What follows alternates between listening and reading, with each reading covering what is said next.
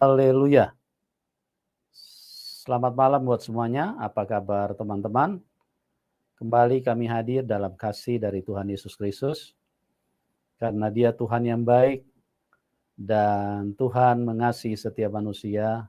Tuhan rindu agar setiap kita bisa mendapatkan keselamatan.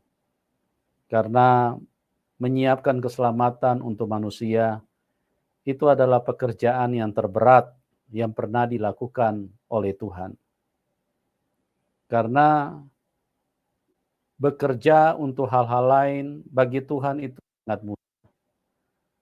Tuhan mau menciptakan langit dan bumi, Tuhan hanya berfirman. Tuhan mau menciptakan lautan, Tuhan hanya berfirman. Tuhan mau menciptakan planet-planet, Tuhan hanya berfirman. Tetapi berurusan dengan manusia, menciptakan manusia, Tuhan harus pakai tangannya sendiri. Jadi sangat tidak mudah berurusan dengan manusia. Tapi itulah Tuhan. Hakikatnya sempurna. Hakikatnya salah satu yang begitu kita kenal adalah kasih.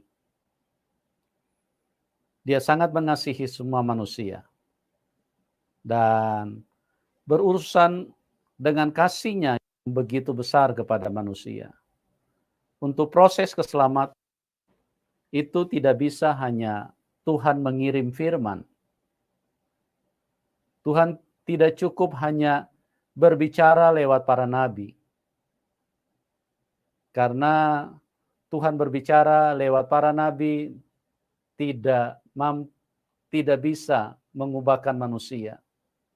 Manusia ini butuh bukti.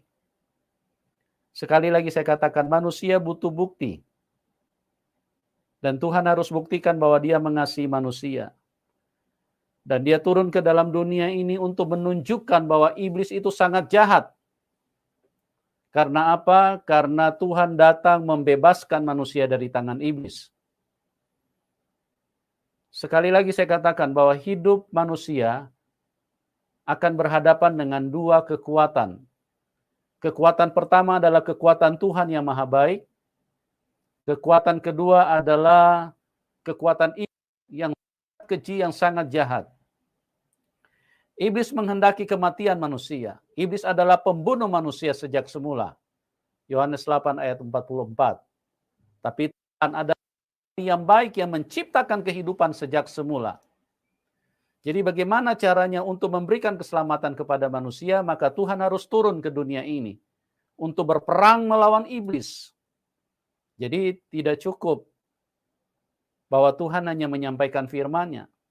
Tidak cukup Tuhan hanya mengutus nabi-nabi dan para rasul. Tapi Tuhan sekali lagi, satu, Dia harus menunjukkan kasih-Nya. Dia harus menunjukkan bukti pengorbanannya. Dan yang terutama, yang kedua adalah Dia harus berhadapan langsung dengan iblis. Karena iblis adalah pembunuh manusia. Dan waktu Tuhan turun ke dalam dunia, terlihat manusia sangat kerasukan setan. Karena manusia tidak ada yang mau menerima Dia. Israel adalah bangsa pilihan Tuhan, tapi mereka kerasukan setan semua. Jangan bilang lagi bangsa-bangsa lain. Itulah kenyataannya daripada dunia ini. Makanya waktu Dia turun 2000 tahun yang lalu, tidak ada bangsa Israel, tidak ada satupun orang di Israel yang mau menerima Dia. Itu sebabnya Dia terlahir di kandang binatang. Karena apa? Karena manusia dirasuk setan. Manusia menutup pintu dengan Tuhan. Menutup pintu terhadap kebenaran. Bagaimana pembuktian selanjutnya? Saya ingin katakan bahwa manusia sejak kecil sudah pandai berbohong. Asal dia mulai bisa berbicara, maka namanya berbohong itu sudah menjadi adalah keahlian daripada manusia. Nah, itu pembuktian bahwa tidak bisa dibantah bahwa manusia itu dikuasai iblis. Bagaimana caranya bisa dilepaskan dari iblis? Bagaimana caranya keselamatan bisa diberikan? Tuhan harus berhadapan dengan kuasa kegelapan. Oleh sebab itu, teman-teman, kita harus benar-benar berhati-hati dengan iman yang kita miliki. Jangan sampai seperti yang saya katakan tadi, kita berharap kita adalah mempercayai Tuhan yang benar, tapi ternyata bukan Tuhan. Ya, sekali lagi hanya ada dua kekuatan. Itu yang dijelaskan oleh Alkitab. Kalau bukan Tuhan berarti setan. Nah, itu yang dijelaskan oleh Alkitab dalam Yohanes 10 ayat 10. Pencuri datang hanya untuk mencuri, membunuh, dan membinasakan, tapi aku datang supaya kamu mempunyai hidup dan mempunyai di dalam segala kelimpahan. Satu membunuh dan membinasakan, satu memberi kehidupan. Dua pribadi ini saja yang hadir di dalam hidup manusia. Jadi pastikan dirimu bahwa engkau sedang menyembah Tuhan yang benar, pastikan dirimu engkau sedang bertemu dengan Tuhan yang benar, pastikan dirimu ada di dalam rencana Tuhan, yaitu Tuhan mengasihi dan ingin menyelamatkan hidupmu. Pada malam hari ini kita akan dengarkan kesaksian, dan saya berdoa semoga kiranya kesaksian yang dibagi, yang di-share, itu bisa menjadi berkat, bisa menguatkan, mencerahkan, dan bisa membangkitkan setiap orang yang mendengarkan. Oke, kita sambut Bapak Suyitno. Selamat malam Pak Suyitno. Oke, selamat malam Bapak. Assalamualaikum. Apa kabar Pak? Warahmatullahi wabarakatuh. Baik Pak, luar biasa. Ya, puji Tuhan. Ya. Haleluya. Terima kasih Pak. Ya Pak, sudah hadir di channel kami dan mau berbagi. Ya. Pada malam hari ini teman-teman rindu mendengarkan apa yang telah Tuhan Yesus kerjakan di dalam hidup Bapak. Tentunya dimulai dari latar belakang dulu. Bagaimana kehidupan Bapak di dalam iman yang sebelumnya, dan bagaimana Bapak bisa berjumpa dengan Tuhan Yesus. Oke, waktu dan tempat saya serahkan kepada Pak Suyitno. Monggo Pak. Terima kasih Pak. Ya. Salam, selamat malam kepada semua pemirsa, Bapak Ibu yang dikasihi Tuhan, Tuhan Yesus Kristus, Isa Al-Masih alaihi salam, pemberi berkat, pemberi syafaat, pemberi selamat. Itu yang ada pada Tuhan Yesus Kristus atau Isa Al-Masih alaihi salam. Bapak Ibu yang dikasihi Tuhan, saya ingin bersaksi bahwa kesaksian saya ini benar, kesaksian saya tidak berdusta, sesuai dengan firman yang kami dapat di dalam kitab suci, baik Al-Quran maupun Alkitab kita. Puji Tuhan. Bapak Ibu dikasih Tuhan, sejak umur sekitar 8-9 tahun, saya di dalam hidup saya ini sudah berpikir tentang Tuhan. Karena saya dilahirkan sebagai orang Muslim yang taat kepada Allah, kepada Nabi saya. Dan saya menggali sedalam-dalamnya dalam proses keimanan saya. Tapi di dalam perjalanan hidup saya mulai dari kecil itu saya sudah seperti tertanam tidak suka kepada kekristenan. Entah kenapa saya tidak tahu, tetapi saya tidak suka terhadap Kristen. Bahkan merasa benci kalau ada orang Kristen, saya sangat-sangat tidak suka. Saya ingin melenyapkan, istilahnya seperti itu.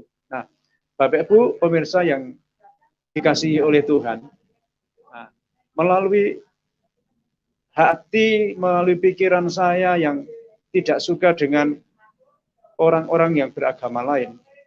Jadi saya akhirnya mempunyai pikiran bagaimana kok saya bisa ada ketidaksukaan, ada kebencian dengan agama lain. Nah, karena apa Bapak Ibu, saudara-saudara yang pemirsa yang dikasihi Tuhan, karena di dalam setiap kehidupan saya ada ada sesuatu, ya, oleh karena mungkin itu ya bawaan atau pengajaran dari orang tua, dari kakek. Ya, kebetulan orang tua saya guru ngaji dan kakek saya itu imam masjid atau mudin, seperti itu. Nah, itu sebabnya saya dididik oleh keluarga itu tentang agama itu sangat-sangat ya serius.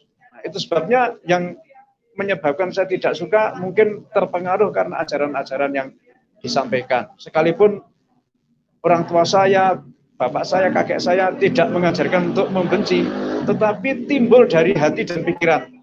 Nah, tadi Bapak telah menyampaikan bahwa manusia itu sudah dirasuk roh jahat atau iblis atau setan.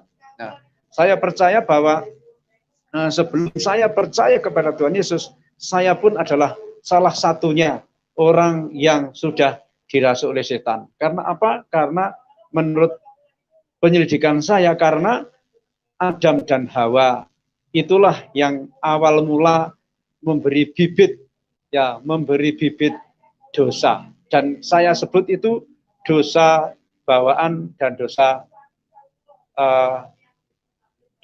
bawaan dan dosa perbuatan. Sejak saya lahir sampai saya berumur sekitar 9 tahun, maka sudah ada timbul kebencian dengan agama lain. Nah, menurut saya itu juga roh setan, roh jahat, iblis, ya, itulah yang mengerjakan dalam diri saya. Salah satunya itu saya pada waktu itu.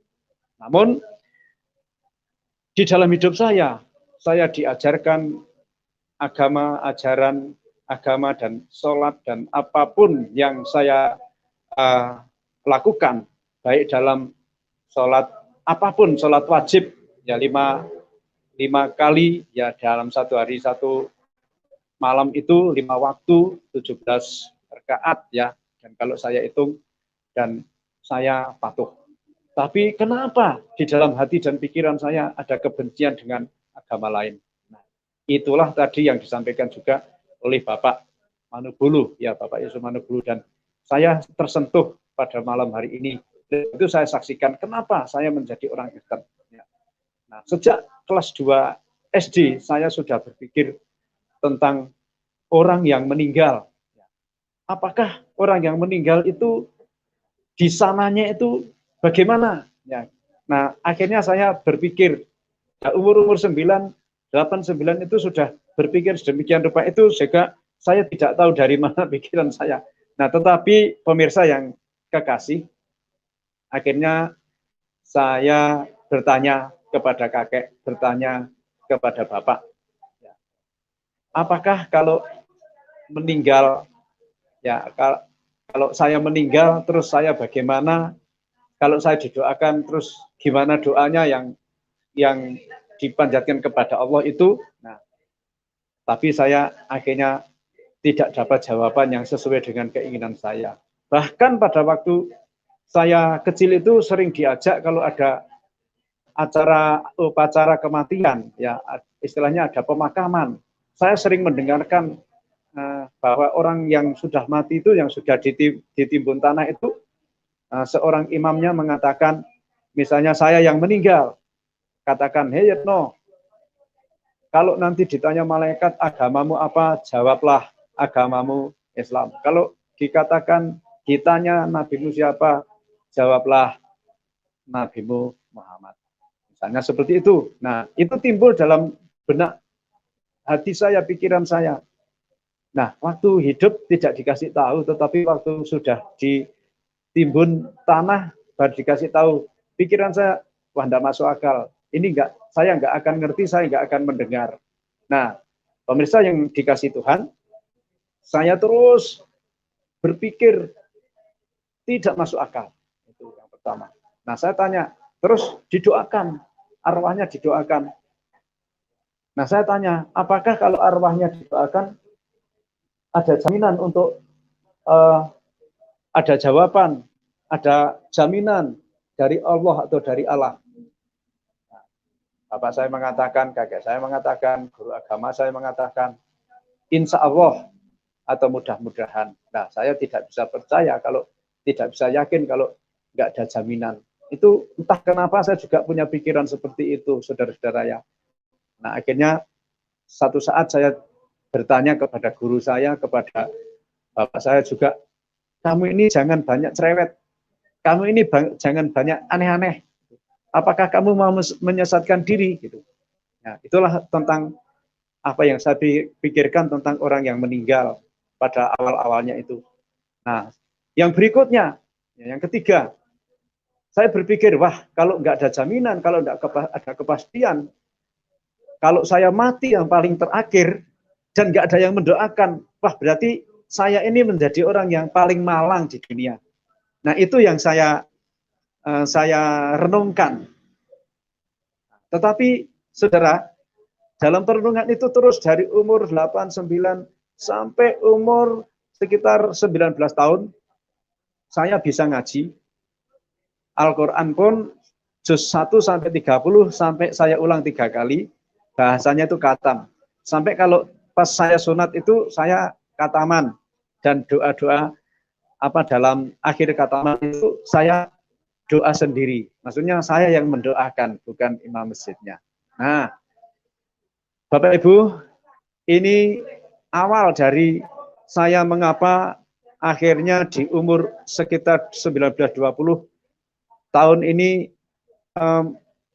menerima Tuhan Yesus atau menerima Isa Al-Masih sebagai juru selamat, sebagai penebus dosa.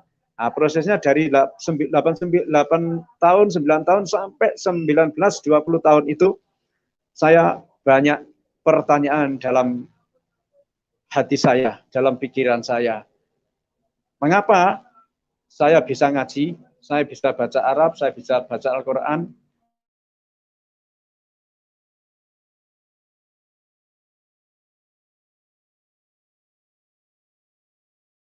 Nah, itu yang menyebabkan saya terus menggali, belajar. Dan sampai 19-20 tahun itu, saya pun tidak pernah mengerti artinya ayat-ayat yang ada di dalam Al-Quran. Nah, akhirnya setelah umur itu, saya mulai memberanikan diri, ya, meminjam bahasanya, meminjam Al-Quran yang dari Depak, yang milik kakek saya, ya milik kakek saya. Saya selidik, kebetulan pada waktu itu kami ada di Semarang, ya, ada di Semarang. Sudah bekerja pada waktu itu di salah satu perusahaan tahun 82, ya 82 ada salah satu perusahaan yang saya bersama-sama di situ bekerja, dan saya sambil meneliti, mempelajari, oh ternyata ada terjemahan. Jadi ayat-ayat dari Al-Quran itu ada terjemahannya, ada artinya dari ayat-ayat yang saya sering kali baca. Nah saudara, saya membaca di dalam beberapa ayat di dalam surat, misalnya surat Al-Imran 45, misalnya surat As-Sugruf, misalnya surat An-Nisa, misalnya surat Al-Fatihah, ya seperti itu. Dari seputar itu saja saya mendapatkan jawaban yang membuat saya tidak bisa membantah lagi. Memang saya tidak pernah diberi penglihatan seperti pada umumnya orang-orang lain, ya katanya melihat Isa Al-Masih, katanya melihat Yesus, katanya Yesus berbicara begini begitu. Tidak. Ya, kalau saya tidak berdasarkan penglihatan, tapi saya berdasarkan membaca, mempelajari Al-Quran yang pernah saya bawa, ya dari Depak itu. Nah, kemudian saya mendapatkan dari inti dari surat Al-Imran 45 itu bahwa Isa Al-Masih itu seorang yang terkemuka di dunia dan di akhirat. Satu. Yang kedua, dia itu dari firman Allah, kalimatullah, Isa bi kalimatuhu. Isa kalimatullah. Isa itu dari firman Allah. Begitu kaget. Ya. Pada waktu saya melihat, membaca, merenungkan, ini satu manusia ini kok berasal dari firman. Dan lagi, dia ini seorang terkemuka di dunia, di akhirat. Berarti orang nomor satu di dunia, juga orang nomor satu di surga. Siapakah ini, Isa ini? Nah, akhirnya timbul pertanyaan. Saya masih muda. Ya, saya waktu masih muda, ya umur 19-20 tahun itu. Nah, ternyata merenungkan Isa Al-Masih seorang terkemuka di bumi, dan di surga. Sangat luar biasa, sangat mengagetkan. Betapa orang ini orang yang tidak seperti biasanya. Memang Isa Al-Masih manusia sama seperti kita. Tetapi di dalam perenungan saya, dia punya derajat yang tertinggi, yang amat tinggi.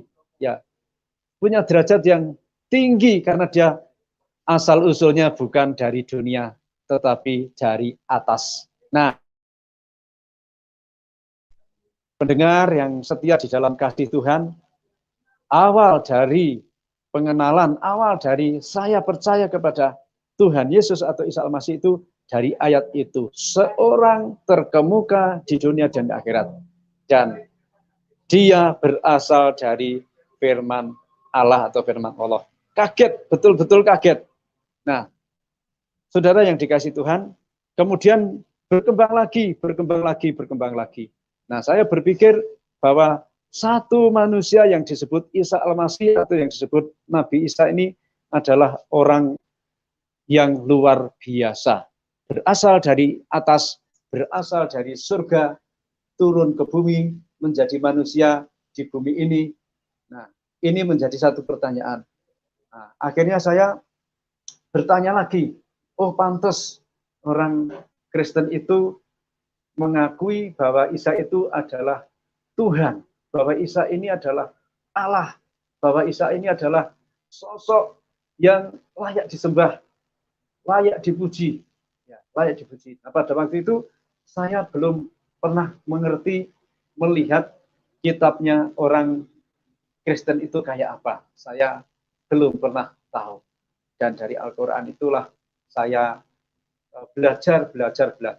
Mungkin ya pada waktu itu saya belum pernah mengerti Roh Kudus, belum pernah mengerti Roh Allah bagaimana. Mungkin pada waktu itu Roh Allah, Roh Kudus membuka pikiran dan hati saya untuk saya mengerti secuplik ayat itu. Ya, kalau saya tidak perlu sampaikan bahasa Arabnya, tapi saya ingin ambil inti dari apa yang ada pada ayat itu. Puji Tuhan, ya, saya dengan ayat itu mendapatkan pengertian. Istilahnya bahasa kita orang Kristen itu diberi pengertian, ya, dikaruniakan pengertian untuk mengenal yang benar, untuk supaya saya ada di dalam yang benar dan hidup sebagai orang yang telah dibenarkan dan di dalam Allah yang benar, yaitu Yesus Kristus, Allah yang benar. Nah, saudara-saudara, pada kesempatan ini dari awal cuplikan atau saya mencuplik inti dari ayat itu, ya, saya mulai terbuka, ya, baru mulai terbuka sedikit wawasan pengertian saya, dan saya mulai menyadari selama ini berarti dosa saya ini adalah dosa yang sangat besar, dosa yang lebih besar daripada dosa-dosa yang orang-orang lain, ya. Dan ini saya menyadari akhirnya setelah mendapat ayat itu, saya menyadari ya bahwa Isa Al-Masih ini seorang yang terkemuka di dunia dan di akhirat, di bumi dan di surga, dan berasal dari kalimatullah atau firman Allah. Nah, ini mulai saya berarti sosok Isa, sosok Yesus ini adalah manusia yang berbeda dengan saya. Ya, saya orang berdosa, Isa Al-Masih orang yang kudus, Isa Al-Masih Nabi saya, Rasul saya juga pada waktu itu. Saya mengakui bahwa Isa Al-Masih juga Rasul, Nabi. Tetapi saya belum bisa mengakui bahwa Isa Al-Masih, Yesus Kristus itu adalah Tuhan. Ada proses waktu, saudara-saudara, ya. Saya akhirnya menyelidiki. Terus belajar. Walaupun saya tidak fasih, tidak ngelotok ayat-ayat atau bacaan-bacaan firman, tetapi intisari atau terjemahan-terjemahan atau intinya saya pahami, saya tangkap, dan sedikit demi sedikit mulai ada perubahan dari kehidupan saya. Nah, saudaraku yang kekasih di dalam Tuhan, kesaksian saya ini ya satu cuplikan ayat yang memulai membuka pikiran saya bahwa Isa Al-Masih itu adalah sosok yang luar biasa. Sosok yang luar biasa. tidak seperti pada umumnya manusia di dunia ini, tetapi dia manusia yang luar biasa. Nah, kalau saya melihat asal-usulnya dari atas, asal-usulnya dari surga, ya, asal-usulnya dari alam atas. Dan di dunia ini saya pernah juga setelah membaca itu, saya juga nyelidiki, benar enggak Yesus itu manusia biasa? Benar enggak Yesus ini Allah? Dan saya cari buku-buku tentang manusia. Ya, ada teori yang mengatakan bahwa manusia ini berasal dari kera. Ya, tapi saya tidak setuju, saudara-saudara, bahwa manusia ini bukan dari kera, tapi manusia ini berasal dari ciptaan Allah, ciptaan Allah. Ya, baik saya yang dulu sama saya yang sekarang sepakat setuju bahwa manusia ini adalah ciptaan Allah, ciptaan Allah. Nah, puji Tuhan, mulai satu cuplikan ayat itu menyebabkan saya punya gambaran, punya pikiran yang berubah, punya karakter yang mulai sedikit berubah, ya sedikit. Akhirnya saya bisa menyadari bahwa saya ini orang yang berdosa. Nah, dari titik awal itulah saya mulai belajar lagi, dan mendapatkan lagi satu ayat atau di dalam surat Al-Fatihah itu yang mengatakan ihdinas siratal mustaqim. Ya, seperti itu. Tunjukkan. Kemudian itu sering kita baca, bahkan berulang-ulang, atau 100 kali, mungkin beribu-ribu kali, ya saya baca. Tetapi apa maksudnya? Mana jawabannya? Dan akhirnya di dalam surat As-Zukhruf 61 kalau tidak salah itu, Isa Al-Masih mengatakan, akulah jalan lurus, ikutlah aku. Ya, ternyata Isa Al-Masih yang berasal dari kalimatullah, Isa Al-Masih yang seorang terkemuka di dunia dan di akhirat itu, di bumi dan di surga itu, dia adalah jalan lurus, jalan kebenaran. Kalau saya sesuaikan dengan persamaan di dalam Alkitab, di dalam Injil Yohanes 14 ayat 6, akulah jalan dan kebenaran dan hidup. Ya, barang siapa datang kepadaku, ya dia akan mendapatkan kehidupan, dia akan mendapatkan kekekalan, ya, akan sampai kepada rumah Bapa kalau kita percaya kepada Yesus atau kepada Isa Al-Masih alaihissalam. Pemberi berkat, pemberi syafaat, pemberi selamat itu. Pemberi, ya. Pemberi, dia maha tinggi. Dia seorang terkemuka di dunia dan di akhirat, dia berarti maha tinggi. Dia pemberi, bukan peminta. Pemberi syafaat, pemberi berkat, pemberi selamat. Kalau bahasa saya sekarang, itulah juru selamat. Ya, dialah juru selamat bagi saya, bagi Bapak Ibu sekalian yang sudah percaya, yang sudah menerimanya, bagi kita semua yang sudah menerima, percaya kepada dia dan mengiring dia. Nah, saya mulai menyadari, ya saya mulai terbuka lebar-lebar, dan ternyata dia jalan lurus, jalan kebenaran. Saya bersaksi ini tidak berdosa karena ini kebenaran. Saya tidak berdusta. Kesaksian saya benar apa adanya. Dan saya akhirnya semakin terbuka, dan pikiran hati saya mulai berubah. Tapi mulai ke sana saya menyadari bahwa saya ini adalah orang yang paling berdosa di antara orang-orang yang lain yang ada di dalam dunia. Kenapa? Karena kembali lagi, saya ini adalah orang yang benci dengan orang Kristen. Simbol-simbol palang, simbol-simbol salib, itu saya tidak suka pada waktu itu. Hanya karena kebencian itu, tapi saya belum pernah merusak fasilitas-fasilitas. Hanya ada di dalam benak dan pikiran saya, dan di dalam kehidupan saya hanya benci, dan benci. Nah, seperti itu. Tetapi melalui cuplian ayat-ayat seperti itu tadi, membuat saya mulai berpikir panjang. Ya. Terus bagaimana diri saya kalau saya nanti mati, kalau saya nanti meninggalkan dunia ini. Nah, pemirsa, pendengar kesaksian yang saya saksikan ini, saya akan teruskan selanjutnya, ya, saudara, bahwa setelah saya berpikir bahwa Isa Al-Masih, Tuhan Yesus Kristus adalah seorang terkemuka di dunia dan di akhirat, pemberi syafaat, pemberi berkat, pemberi selamat, maka mulailah terbuka hati untuk saya percaya dan menerimanya. Ada beberapa ayat-ayat yang mungkin saya kutip juga di dalam artinya saja.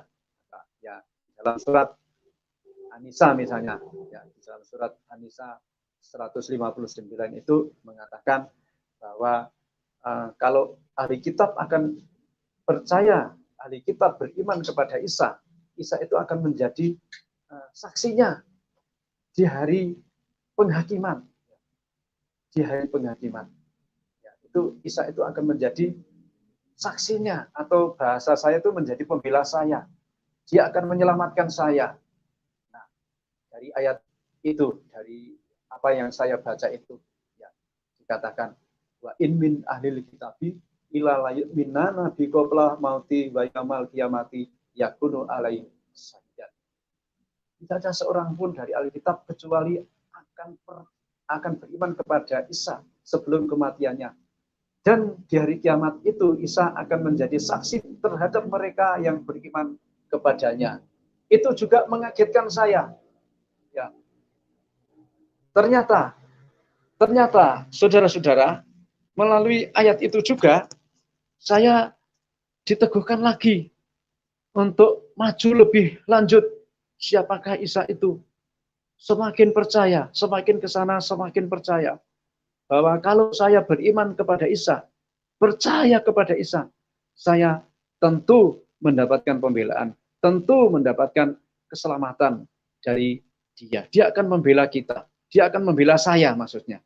Nah, saya mulai yakin, mulai percaya, dan mulai terbuka untuk menerima Dia sebagai Tuhan dan Juru Selamat. Walaupun ada proses untuk saya bisa mengakui 100% Isa Al-Masih itu adalah Tuhan.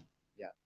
Itu awal-awal dari saya belajar, saudara. Dan kesaksian ini menjadikan saya semakin semangat, ya, semakin teguh, ya, di dalam di dalam kepercayaan saya. Ada banyak hal. Inilah seputar apa yang saya saksikan ini, dan akhirnya setelah saya menerima pengetahuan, pengertian tentang ayat-ayat yang saya dapat, itu membuat saya tergugah hati dan pikiran saya untuk saya menerima Isa Al-Masih sebagai penebus dosa, sebagai juru selamat bagi saya pribadi pada waktu itu.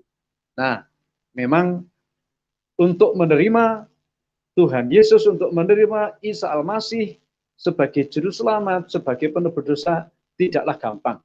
Bagi saya ada risiko yang harus saya tanggung dalam kehidupan saya. Ya. Ada risiko yang harus saya tanggung dalam kehidupan saya. Nah, risiko itu adalah bagi saya pada waktu awal-awal mau menerima itu, saya sudah pikir, saya adalah keluarga tokoh. Kalau saya percaya kepada Isa Al-Masih menjadi orang Kristen atau menjadi orang Nasrani atau Nasoro, bahasanya gitu ya, pasti saya akan mendapatkan tantangan, mendapatkan masalah dari keluarga saya. Keluarga saya pasti tidak akan menyetujui. Keluarga saya pasti tidak akan merestui, tidak akan meridhoi. Ya, itu yang saya pikirkan. Saya sampai-sampai punya pikiran begini, ya saudara-saudara, saya pasti akan diusir, ya.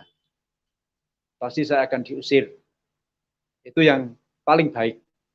Yang mungkin yang tidak baik, yang akan saya ambil risiko, mungkin saya akan dibunuh. selesai urusan, tetapi saya selesai juga urusan saya, sudah percaya kepada Tuhan Yesus, sudah menerima Isa Al-Masih sebagai juru selamat saya. Nah, itulah yang saya pikirkan. Tetapi saudara-saudara yang dikasihi Tuhan, ternyata tidak seperti apa yang saya pikirkan. Mungkin saya tidak akan mati dibunuh atau terbunuh, tetapi saya mungkin akan mati seperti pada umumnya. Bahkan mungkin saya tidak akan mati nanti masuk dalam pengangkatan mungkin. Karena ada pengangkatan. Dan di dalam Kristus, di dalam Isa Al-Masih akan datang, akan mengangkat orang yang percaya. Nah, Bapak Ibu yang dikasihi Tuhan, pemirsa, malam hari ini saya ingin menyatakan kesaksian saya ini benar apa adanya, apa yang saya saksikan, dan setelah saya menerima Tuhan, menerima Yesus Kristus sebagai Tuhan dan Juru Selamat, memang akhirnya ada resiko yang saya alami, ya, dan namanya mengikut Tuhan Yesus itu dikatakan memikul salib. Memikul salib itu ngeri-ngeri sedap tapi ngeri, Bapak Ibu. Seperti itu. Mantap, ya. Tapi kalau saya pikir orang hidup itu harus berani mati, karena orang hidup ini mungkin juga akan mati. Ya, seperti itu. Oleh sebab itu pada waktu saya mengambil keputusan, ya, saya juga memberanikan diri. Karena apa? Karena konteksnya adalah Isa Al-Masih sebagai juru selamat, sebagai kehidupan pribadi bagi orang yang percaya kepadanya. Puji Tuhan, akhirnya saya, mungkin itu roh Tuhan, mungkin itu Roh Kudus yang memberikan keberanian bagi saya untuk mengambil keputusan yang harus kami tanggung, yang harus kami ikuti jejak-jejak Isa Al-Masih. Kalau Isa Al-Masih, Tuhan Yesus pun menderita. Ya, salahnya apa? Dia bukan orang berdosa, dia orang suci. Ya, beliau orang suci. Ya, tidak ada dosa dalam hidupnya, tidak ada dosa dalam dirinya. Nah, saya orang dosa, orang berdosa. Bahkan ini saya sampah.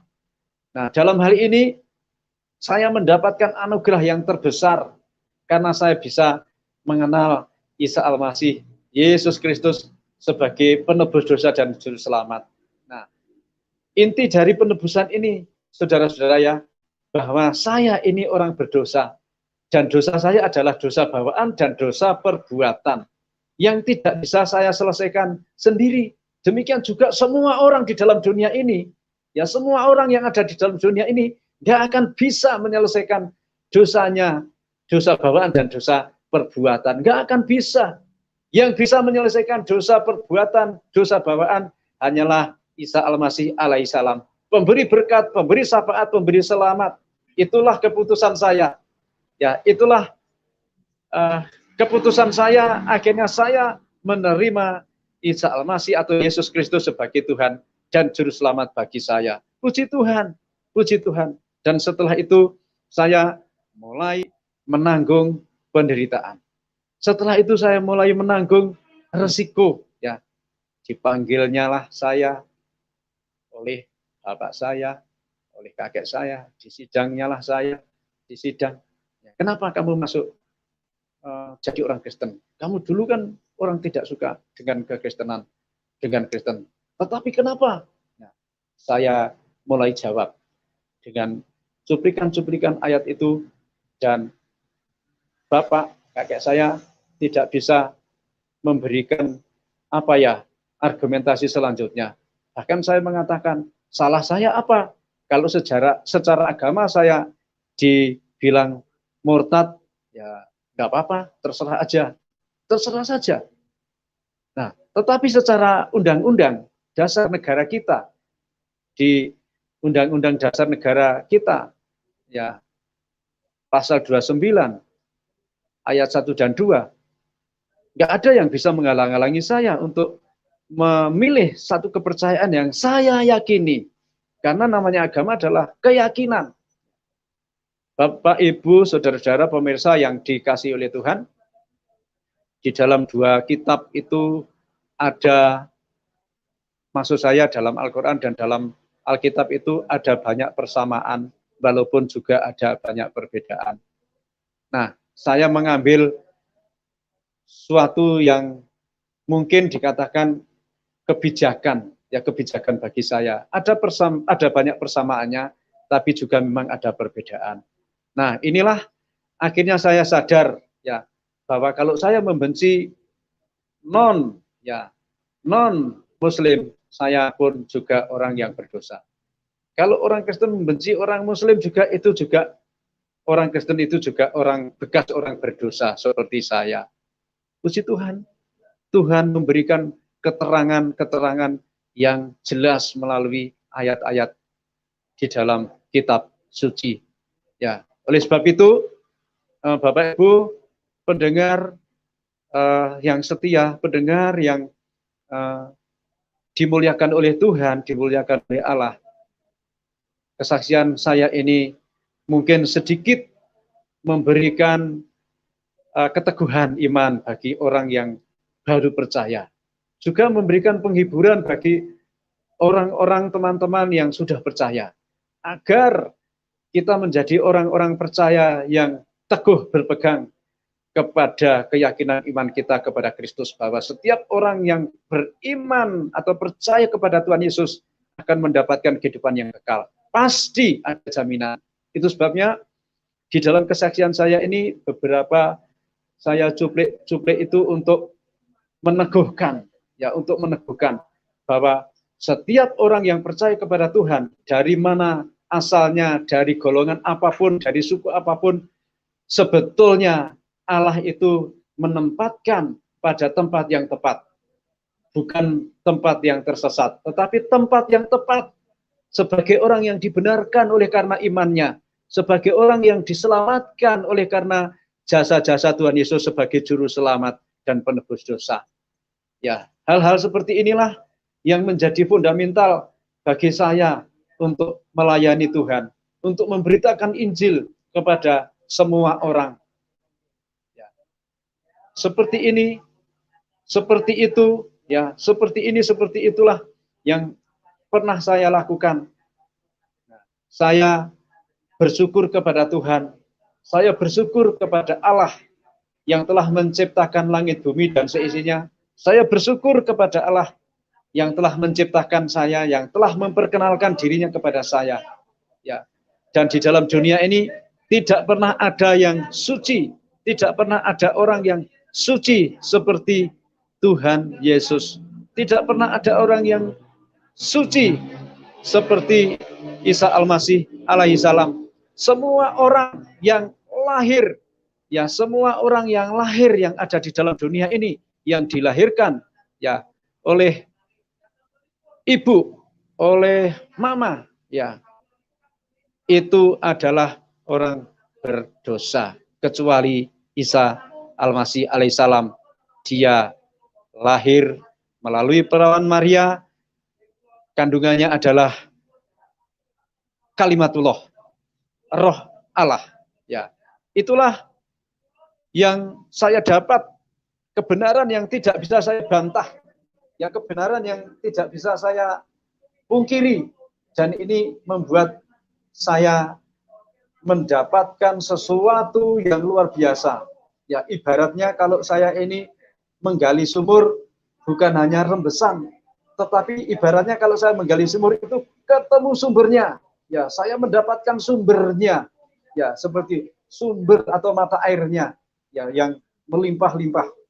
Nah, tadi Bapak Manubulu telah mengatakan bahwa di dunia ini ada dua penguasa. Penguasa yang satu untuk membinasakan, menyesatkan, membinasakan. Penguasa yang satu untuk menyelamatkan, untuk memberikan kehidupan yang kekal.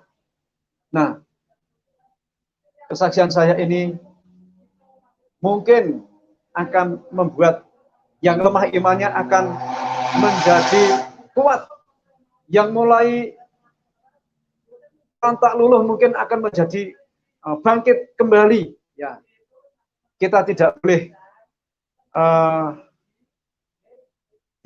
boleh lemah, ya, tidak boleh gugur, tidak boleh tergeser. Ya, itulah hal-hal yang saya alami. Nah, ada banyak hal yang saya menerima tantangan, ada banyak hal yang saya akhirnya menanggung apa yang saya pilih sesuai dengan pilihan saya, yaitu saya menerima Isa Al-Masih alaihissalam, pemberi berkat, pemberi syafaat, pemberi selamat. Dan akhirnya pada satu saat saya berargumentasi dengan orang tua saya, dengan bapak, kakek saya, dan akhirnya setelah saya tanya di bagian tadi yang saya sampaikan tadi bahwa di manakah salah saya kalau menurut Undang-Undang Dasar 45 di pasal 29 ayat 1-2 itu hak saya untuk memilih. Akhirnya bapak dan kakek saya mengatakan memang tidak salah, itulah hakmu. Dan akhirnya saya mendapat restu atau diridhoi oleh orang tua dan kakek saya, dan saya diperbolehkan menjadi orang Kristen. Dan saya bersuka cita pada waktu itu, tetapi ada pesan dari kakek dan dari bapak saya mengatakan, kamu boleh menjadi orang Kristen atau orang Nasrani. Tetapi kenapa, kek? Tetapi kamu harus sekolah, supaya kamu mengerti benar apa yang kamu pilih, supaya kamu tidak ganti-ganti agama lagi. Nah, itu menjadi peneguhan juga bagi saya. Ya, pada waktu itu saya punya pikiran sudah jelek tentang bapak saya, tentang kakek saya. Saya pikir nanti akan diusir. Kalau bahasa Jawanya itu ilang-ilangan doksiji. Ya, ilang-ilangan doksiji. Ya, itu yang paling baik itu pikiran saya. Tapi di satu sisi juga, ya kalau hal-hal yang tidak baik mungkin saya akan dibunuh dan sebagainya. Tapi saya sudah siap dari keputusan saya untuk menerima, untuk percaya menerima Isa Al-Masih, menerima Yesus sebagai Tuhan dan Juru Selamat itu. Nah, Bapak Ibu, saudara-saudara, pemirsa yang dimuliakan oleh Allah atau dimuliakan oleh Allah, ya, saya bersyukur kalau malam hari ini saya boleh memberikan sedikit kesaksian ini.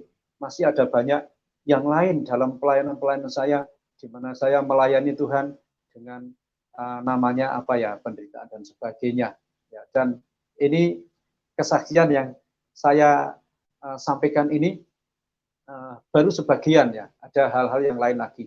Misalnya mungkin saya ceritakan juga setelah saya menjadi orang percaya dan akhirnya saya menerima Tuhan Yesus sebagai Tuhan dan Juru Selamat dan saya sekolah. Akhirnya saya ada di sekolah teologi.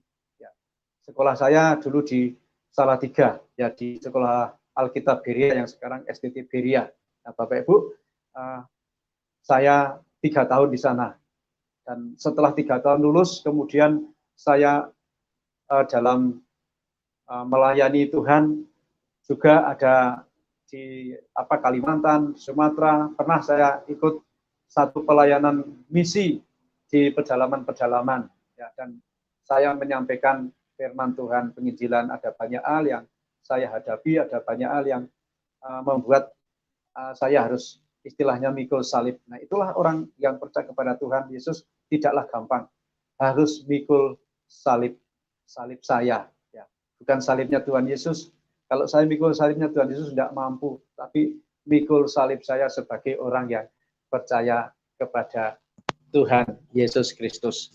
Puji Tuhan, dan akhirnya sampai hari ini saya masih tetap pelayanan.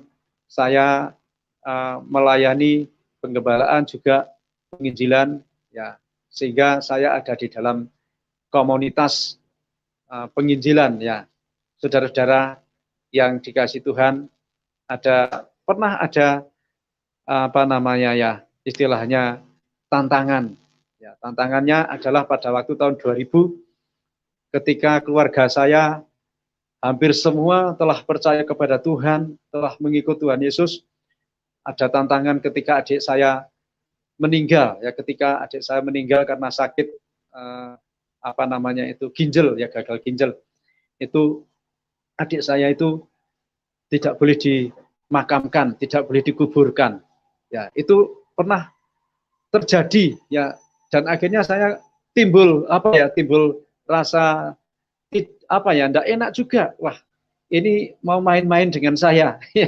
Saya yang dulunya radikal begitu, kayaknya mau timbul lagi ya semangat radikalnya untuk ingin melawan. Tapi posisi saya sudah berbeda. Posisi saya sudah ada di dalam kebenaran.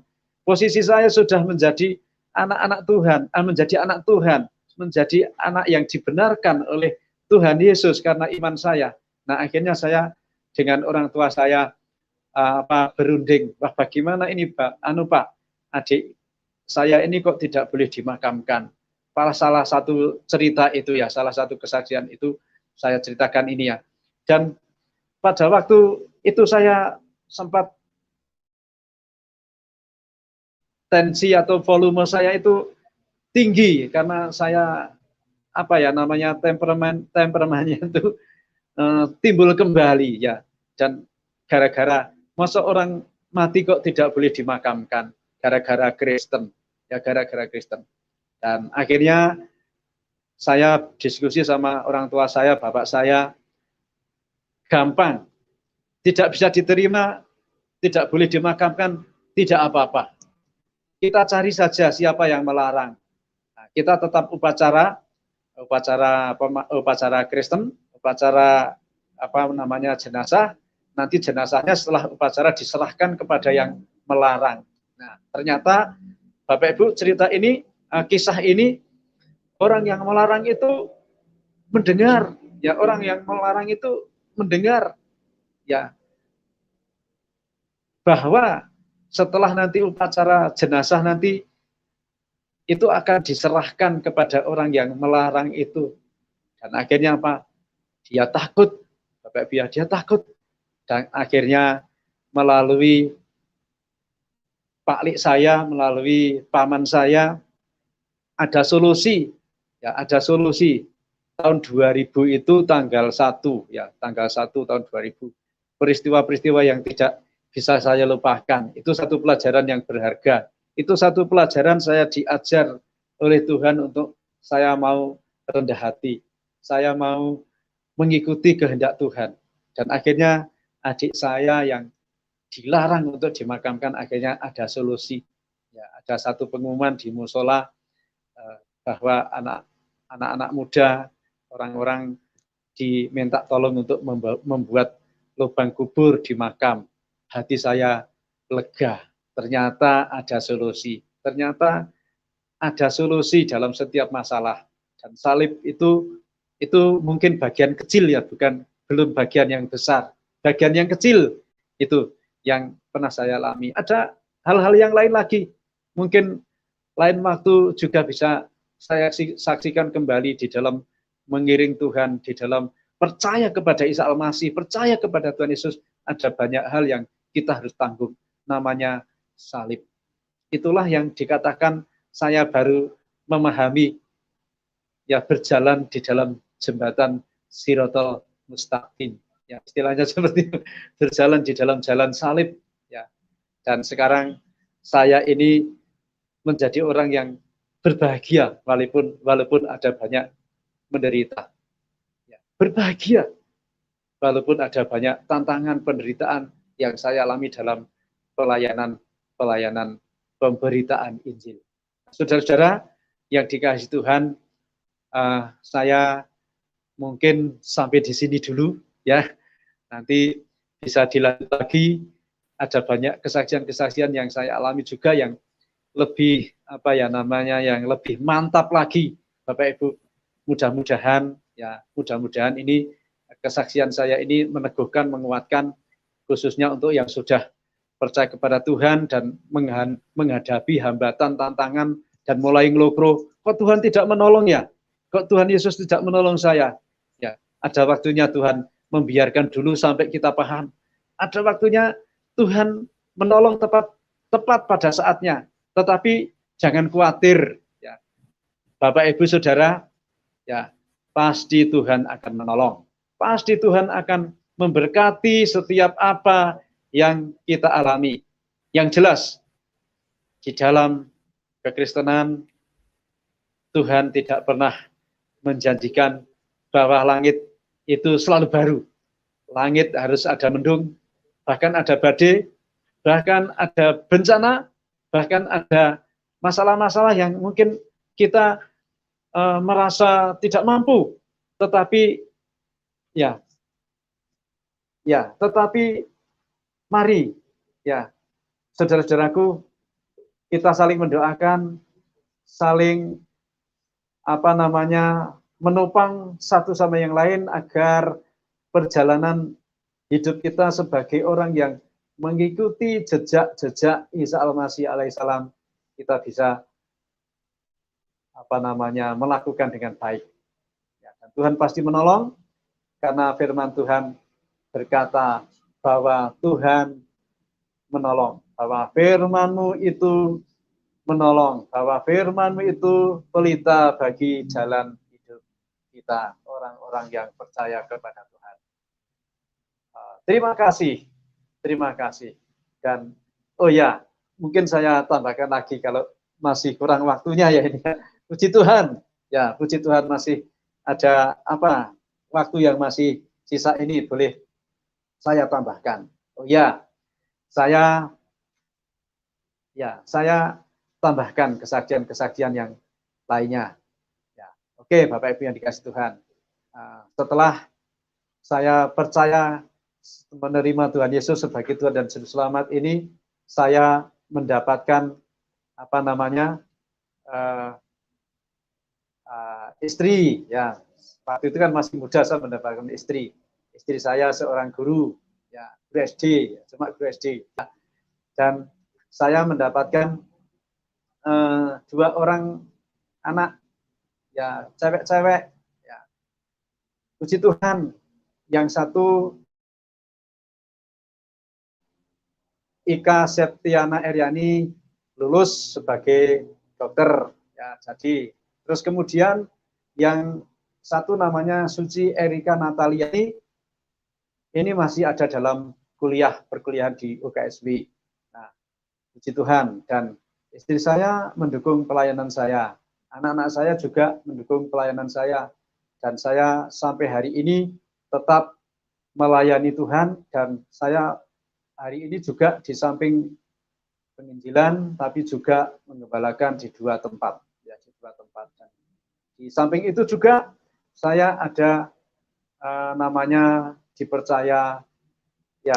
dipercaya oleh sebuah organisasi untuk menjadi mungkin pengurus wilayah atau ketua wilayah seperti itu di salah satu tempat. Nah, puji Tuhan, kalau Tuhan Yesus telah mengaruniakan, yang pertama-tama adalah kehidupan yang kekal. Yang kedua adalah pelayanan. Yang ketiga adalah memikul salib yang tidak akan berhenti sampai saya mungkin diangkat oleh Tuhan, atau saya sampai nanti meninggalkan dunia ini. Dan saya meminta kepada Bapak Ibu sekalian, melalui kesaksian saya ini, saya mungkin bisa didukung dalam doa agar apa yang menjadi tugas saya dalam pemberitaan Injil, dalam penggembalaan, terus saya diberikan komitmen yang tetap teguh, sesuatu yang bisa saya jalankan dengan eksis atau dengan komitmen yang tinggi, dan saya bisa tetap menyala-nyala di dalam saya melayani Tuhan, agar semakin banyak jiwa-jiwa yang akan saya bawa kepada Tuhan sebagai persembahan, ya, yang yang berkenan kepada Tuhan. Dan saya percaya kalau saya tetap di dalam jalan Tuhan, saya tetap di dalam relnya Tuhan, ya, besar atau kecil apa yang saya bisa persembahkan, persembahan saya pasti akan berkenan kepada Tuhan. Khususnya hidup saya yang dari sejak saya melayani sampai hari ini, saya melayani dengan full time, ya, artinya sepenuh, ya, dan saya bergantung kepada Tuhan yang telah memberikan kehidupan yang begitu besar. Itulah Yesus Kristus, Isa Al-Masih alaihissalam, pemberi berkat, pemberi syafaat, pemberi selamat, dan itulah Juru Selamat saya, junjungan yang agung dan mulia, Raja di atas segala raja, Allah di atas segala Allah, Tabib di atas segala tabib, penolong yang setia, pemelihara jiwa, pemelihara hidup dari sekarang untuk selama-lamanya. Sampai mungkin saya nanti bisa bertemu dengan Tuhan yang menyelamatkan saya. Kalau sekarang saya ketemu dengan Tuhan melalui firman-Nya, ya, tetapi nanti saya akan ketemu dengan Tuhan Yesus muka dengan muka. Nah, ini yang menggembirakan saya, yang membuat saya ini antusias di dalam melayani Tuhan. Ya, walaupun capek-capek, ini seperti tadi saya habis ada pelayanan doa, ya doa pengerja di dalam gereja. Saya langsung turun, saya langsung ke ruangan ini dan saya memberikan kesaksian. Dan saya masih bisa memberikan waktu-waktu yang selanjutnya apabila saya diminta untuk memberikan kesaksian, dan biarlah kesaksian ini akan menjadi berkat bagi semua pendengar yang setia di dalam Tuhan. Nah, Bapak Ibu yang dikasih Tuhan, melalui kesaksian saya ini, saya juga ingin mengajak, ya, khususnya untuk teman-teman yang sudah percaya, ya, kepada Tuhan, biarlah kita tetap teguh dan tidak berguncang, karena kita sudah ditempatkan dalam tempat yang tepat oleh Allah kita. Di dalam tempat yang tepat dan tidak akan tersesat. Dan itulah jalan kebenaran, jalan kehidupan yang membuat kita bahagia dari sekarang sampai selama-lamanya. Bapak Ibu, terima kasih atas kesempatan yang diberikan kepada saya, khususnya Bapak Yusuf Manubulu yang telah memberikan kesempatan kepada saya. Tuhan memberkati. Sekian. Terima kasih. Haleluya, haleluya, haleluya. Amin. Haleluya. Luar biasa bagaimana seseorang yang tadinya begitu membenci kepada kekristenan, membenci yang berbau Tuhan Yesus, tapi Tuhan punya rencana lain. Seperti yang saya katakan bahwa Dia Tuhan yang baik. Dia tidak pernah dipengaruhi oleh sikap manusia. Dia tidak pernah dipengaruhi oleh kebencian manusia. Dia tidak dipengaruhi oleh kesalahan manusia. Dia mengasihi siapapun Anda. Marilah kamu yang letih lesu dan berbeban berat, karena aku akan memberikan kelegaan kepadamu. Amin. Itulah yang Tuhan Yesus Pak Suyitno, dan memberikan terangnya sehingga Pak Suyitno bisa melihat siapa Tuhan yang sesungguhnya. Dan sekali lagi, dia bukan Tuhan satu kelompok. Kalau dia Tuhan satu kelompok, maka dia akan marah-marah pada Pak Suyitno. Kurang ajar kau ya, kau membenci aku. Kurang ajar kau ya, kau membenci kekristenan. Tapi dia bukan Tuhan satu kelompok. Dia Tuhan semua manusia. Dia Tuhan semua bangsa. Dia yang ciptakan manusia. Mana dia bisa membenci manusia? Dia mengasihi manusia. Yang membenci manusia itu adalah iblis. Iblis sangat membenci manusia, makanya dia menanamkan kebencian di dalam hati manusia supaya manusia itu saling menyakiti. Manusia itu saling bertikai, saling bermusuhan, saling membenci, bahkan kalau perlu saling membunuh. Karena memang setan itu haus darah. Setan itu sangat haus darah. Dia sangat menginginkan kematian manusia. Itulah karakter dan hakikat daripada setan. Oleh sebab itu, teman-teman, pada malam hari tadi berkati yang berjumpa dengan Tuhan, dan satu lagi yang saya mau sampaikan pada kita semua, kenapa Tuhan Yesus tidak diterima di dunia ini? Kenapa Tuhan Yesus ajarannya tidak disukai? Karena dia dari atas. Dunia ini dikuasai kegelapan. Di dalam Yohanes 14 ayat 31 Anda bisa temukan di situ. Penguasa dunia ini adalah iblis. 14 ayat 30. Yohanes 16 ayat 11 atau 13. Di situ sampai 3 kali diulang bahwa dunia ini dikuasai oleh setan. Oleh sebab itu, teman-teman, berhati-hatilah dan carilah kebenaran. Jangan membenarkan diri, jangan mau hidup di dalam kebodohan, jangan mau ditipu sama setan, karena setan terus bohong dan setan membawa manusia kepada kematian. Carilah kebenaran. Kebenaran itu hanya satu. Dan saya berdoa supaya kebenaran itu bisa menjadi milik kita. Jadi Tuhan Yesus waktu turun ke dalam dunia tidak bisa menerima. Ya dunia jahat, yang baik. Lihat saja di dalam kehidupan sehari-hari. Kalau ada yang baik, ada yang jahat, itu pasti tidak cocok. Ya, yang jahat itu pasti tidak menyukai yang baik. Dia akan keluar hakikatnya, dia akan keluar aslinya. Dan sama juga dengan ilustrasinya, analoginya. Terang dengan gelap. Lampu pada waktu dinyalakan, dia tidak bisa dikumpulkan sama-sama dengan kegelapan. Pada waktu terang dinyalakan, kegelapan akan sirna. Tidak bisa kumpul. Setan dengan Tuhan tidak bisa kumpul. Makanya setan berusaha supaya Tuhan tidak boleh masuk dalam dunia. Jadi kalau ada yang percaya kepada Tuhan, maka itu resikonya berbahaya. Makanya Tuhan Yesus katakan, kamu harus pikul salib. Kenapa? Karena tidak bisa orang yang percaya kepada Tuhan Yesus. Oke, teman-teman, kesaksian Bapak Suyitno sangat banyak. Kalau ditulis di dalam buku mungkin beberapa buku, nanti di waktu kesempatan yang akan kembali beliau supaya bisa menceritakan bagian-bagian yang sangat penting bagaimana telah kerjakan keajaiban-keajaiban dalam hidupnya. Oke, teman-teman, terima kasih buat Pak Suyitno juga yang sudah hadir dan memberikan kesaksian pada malam hari ini. Doa kami buat Bapak dan juga buat teman-teman yang diberkati.